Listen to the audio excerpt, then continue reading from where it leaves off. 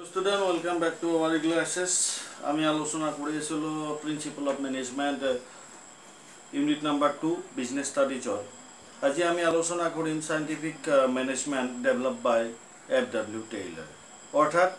টেইলৰৰ আমাৰ scientific management অৰ্থাৎ বিজ্ঞানসন্মত পৰিচালনা। তেওঁ কি মতবাদ আগবঢ়াইছিল বা সাইন্টিফিক মেনেজমেন্টৰ পিতৃ বুলি কোৱা হয় কাক? এফ.ডব্লিউ. Taylor. The father of scientific management is called F.W. Taylor. Background and the history of the F.W. Taylor. F.W. Taylor was born in 1856 in USA. In 1870, he joined to the Midwell Steel Company and as a mechanical engineer. Using the engineering background, Taylor set out a scientific study and the techniques. He was primarily concerned about the efficiency of the work and optimum utilization of the resource. The scientific principle and techniques are based on the observation. He contact to the factories where the method to production, lag planning and working method are haphazard. যে কি কোৱা হৈছে যে আমি যদি ব্যাকগ্ৰাউণ্ড যদি চাওঁ 1856 চনৰ ইউএছত তেওঁৰ জন্ম হৈছিল আৰু 1858 চনত 78ত কি কৰিছে মিডৱেল ষ্টিল কোম্পানীত তেওঁ কি কৰিছিলে এজন মেকানিকেল ইঞ্জিনিয়াৰ হিচাপত তেওঁ কৰ্মৰত হৈছিল আৰু সেই কৰ্মৰত হোৱাৰ পাছত তেওঁ কি কৰিছিল যি বেসিক তেওঁৰ যি primary efficiency of the work যে প্ৰাথমিক বা যি দক্ষতাপূৰ্ণ যে কাম আৰু কেনেকৈ সম্পদৰ প্ৰাকম্য বা সৰ্বোত্তম ব্যৱহাৰ কৰিব পাৰে আৰু সেই ওপৰত তেওঁ কি কৰিছিল তেওঁৰ লক্ষ্য আৰু তেওঁৰ সেই নীতিয়ে কি কৰিছিল তোমাৰ সৰ্বোচ্চ কোম্পানীলৈকে বা তেওঁৰ নীতিসমূহে কি কৰিছিল বিজ্ঞানসন্মতভাৱে তেওঁ উদ্ভাৱন কৰিছিল যাতে তেওঁ কি হয় যে production lake of planning where the method of the production lack of planning and the working pattern is haphazard. তেওঁ কি কৈছিল যে উৎপাদন যদি পৰিকল্পনাৰ অবিহনে কৰা যায় বা লগতে ওয়াৰ্কৰ পদ্ধতি কাম কৰা পদ্ধতি যদি সঠিক নহয় তেতিয়া হলে কি হয় ই ক্ষতিকাৰক হৈ উঠে তাৰ ওপৰত তেওঁ মন্তব্য আগবঢ়াইছিল তেওঁৰ যদি কন্ট্ৰিবিউশন যদি চাও তেতিয়া হলে পাম আমি F.W. Taylor famous the father of the scientific of management. His main contribution which made him to popular way. Point number 1, Taylor public books and research paper expanding his the scientific view of industrial organization and management. তো প্রথম কি করেছিল scientific বিজ্ঞানসম্মত বা research paper গবেষণার পত্র কি করেছিল তোমার দাঙ্গি ধরেছিল কি ইন্ডাস্ট্রিয়াল অর্গানাইজেশন এন্ড ম্যানেজমেন্ট তার পিছত কি কোৱা আছিল হি মেজৰ কন্ট্ৰিবিউশন বুলি কোৱাৰ লগে লগে কি কম আমাৰ টপ ম্যানেজমেন্ট আৰু price rating system and principle of scientific management তাৰ পিছত কি তেওঁৰ contribution the emphasise on to the adoption the scientific method to be the problem of management যে পৰিকল্পনাত যিবিলাক বিজ্ঞানসন্মত নহয় সেইবিলাকত কেনেকৈ মানে কি যিবিলাক পৰিচালনাৰ যিবিলাক আমাৰ কি হয় অসুবিধাৰ সন্মুখীন হোৱাৰ পৰিলক্ষিত হয় বা তাক কেনেকৈ আমি বিজ্ঞানসন্মত পদ্ধতিৰ আমি গ্ৰহণ কৰি কেনে কি কৰিব পাৰো আমি সফলতাৰে আগুৱাই যাব পাৰো এইখিনি হৈছে তেওঁৰ মেজৰ কন্ট্ৰিবিউশন বুলি আমি ক'ব পাৰো বা দাঙি ধৰা হৈছে যে সাইন্টিফিক মেনেজমেন্ট F.W. টেইলৰে কেনেকৈ একদম দাঙি ধৰিছিল তাৰ ওপৰত যদি আমি কথা কওঁ point number 1 scientific management can be defined as the application of science for each and every element of management. The scientific management can be defined ইয়াৰ সংজ্ঞাটো এনে ধৰণে ধৰিছে যে application of science for each and every element of management যে বিজ্ঞান কি হয় প্ৰতিটো দিশৰ ক্ষেত্ৰতে আমাৰ কি হয় আমাৰ এপ্লিকেন্ট হয় আমি কি কৰিব লাগিব আমাৰ আৰু প্ৰত্যেকটো আমাৰ এলিমেন্টতে কি হয় পৰিচালনাৰ কিন্তু বিজ্ঞানসন্মত নীতি কি থাকে আমাৰ জড়িত হৈ থাকে গতিকে in general language it means apply the scientific tool আমি সাধারণ ভাষাত যদি কব যাও তেতিয়ালে কি হ'ব ই কি হয় আমাৰ বিজ্ঞানসন্মত টুলস অৰ্থাৎ সৰঞ্জাম method of training the personnel in order to the increasing the output যে কি ধৰণে আমি কি কৌশল বা কি ধৰণৰ আমি প্ৰশিক্ষণৰে আমি কি কৰিম ব্যক্তিসকলক তেওঁলোকৰ কৰ্মদক্ষতা বা তেওঁলোকৰ উৎপাদন আমি কেনেকৈ বৃদ্ধি কৰিব পাৰো scientific management increase to the rule of thumb the science means to the decision into the organization should not be taken the basis to the wills and to the wishing to the manager but discussion must be based on the scientific study conducted by the scientific tools যে কি কোৱা হৈছিল যে ই rule of থাম বুলি কোৱাৰ অৰ্থটো এইটো কি কোৱা হৈছে যে কি কৈছে আমাৰ যে ম্যানেজাৰ সকলৰ wish of manager but decision must be based on scientific study যে প্ৰত্যেকটো সিদ্ধান্ত আমাৰ কি হ'ব লাগে আসলতে বিজ্ঞানসন্মত হোৱা উচিত আৰু ইয়ে কি কৰিব আমাৰ যি আমাৰ পৰিকল্পনা বা যি আমাৰ বিজ্ঞানসন্মত যি টুলস থাকিব এই গুটি কাৰিকৰী দিক বা হাৰামহনজা আমাৰ কি কৰিব আমাক বিজ্ঞানসন্মত দিশলৈকে আমাক বৃদ্ধি কৰি লৈ যাব বা সমৃদ্ধি কৰি লৈ যাব কিহৰ আমাৰ আমি যি ঠাইতে কাম নকৰিক সেই ঠাইলৈকে পাইছো বুজি নেক্সট ইয়াতে কি কৈছে টেইলৰৰ যদি আমি ডেফিনিশনটো যাও scientific management means the knowing to the exactly what you want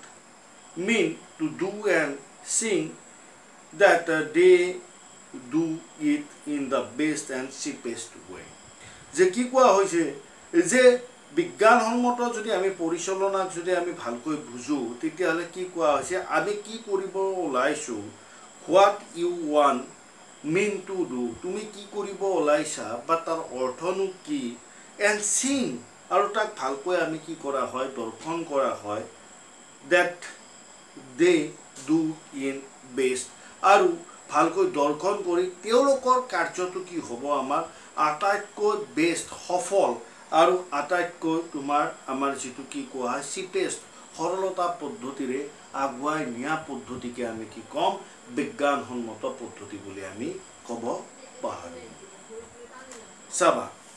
ইডিয়া scientific মেনেজমেন্টৰ প্ৰিন্সিপলৰ ভিতৰত কি কোৱা হৈছে the formula for principle of scientific management which are explain বিলো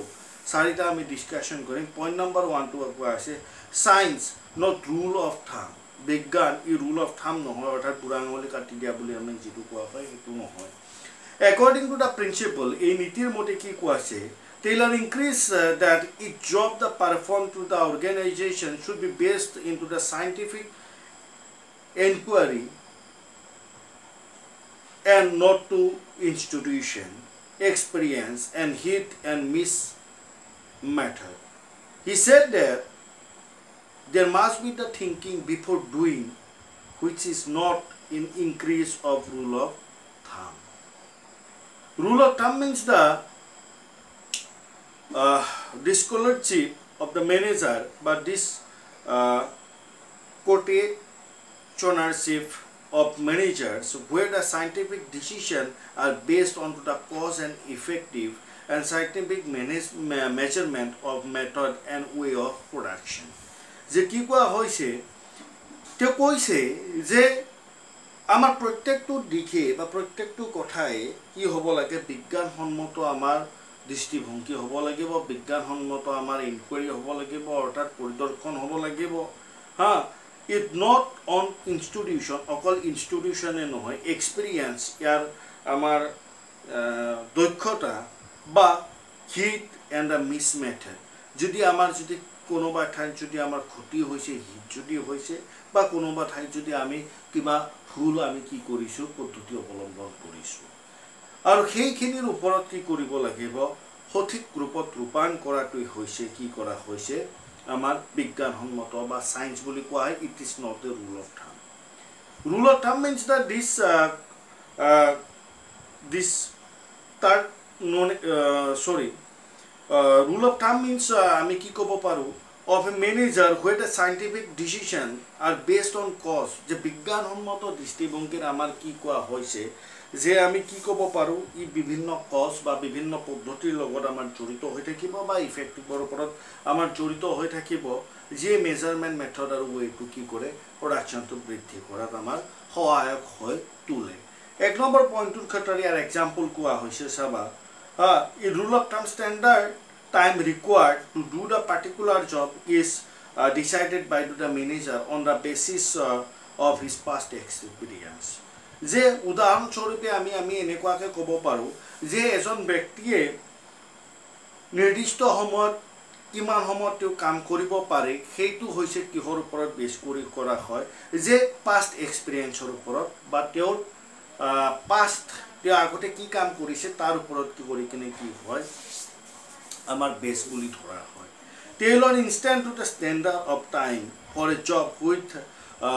should be the set of the scientifically to the perform time study into the organization and then the days together to be fixed আৰু ই কি কোৱা হৈছে যে তাৰ ওপৰত বেছ কৰি আমাৰ বিজ্ঞানসন্মত যে এজন মানুহে পাষ্ট এক্সাম যোৱা 10 দিন ধৰি তেওঁ কেনেকুৱা কাম কৰিছে বা যোৱা বছৰ তেওঁ কেনেকৈ তাৰ ওপৰত ভিত্তি কৰি আজি দিনত আমি তেওঁ কিমান উৎপাদন কৰিব বা তেওঁৰ কিমান কৰ্মদক্ষতা থাকিব পাৰে সেইটো আমি কি কৰিব পাৰোঁ বুজিব পাৰোঁ বা আজি আমি গম পাব পাৰোঁ আজি এক মাহ ধৰি তেওঁৰ কাৰ্যদক্ষতা এনেকুৱা বা সেইটো তেওঁ কি কৰিছে লাহে লাহে ডেভেলপ কৰিছে এই গোটেইবিলাক লক্ষ্য কৰিলে আমি বুজিব পাৰোঁ এটি কল্ডাৰ ৰুল অফ থাম্ব